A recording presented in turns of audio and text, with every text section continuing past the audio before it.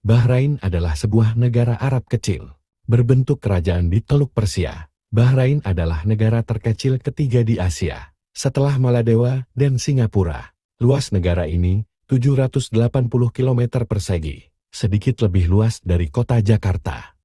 Ibu kota Bahrain berada di Manama. Dinar Bahrain merupakan mata uang terkuat nomor 2 di dunia. 1 dinar Bahrain setara dengan Rp42.000. 54% penduduk Bahrain merupakan pendatang. Warga negara asli Bahrain hanya mencakup 46% dari keseluruhan penduduk. Bahrain merupakan negara pertama yang menemukan dan melakukan eksplorasi minyak di kawasan Arab. Bahrain Petroleum Company pertama kali berhasil mendapatkan minyak pada tanggal 2 Juni 1932. Bahrain merupakan tuan rumah Formula One Grand Prix pertama di Timur Tengah, dengan Bahrain International Circuit pada 4 April tahun 2004. Bahrain World Trade Center adalah bangunan pencakar langit pertama di dunia yang didesain dengan menyatukan tenaga angin. Bahrain terkenal akan kebebasannya.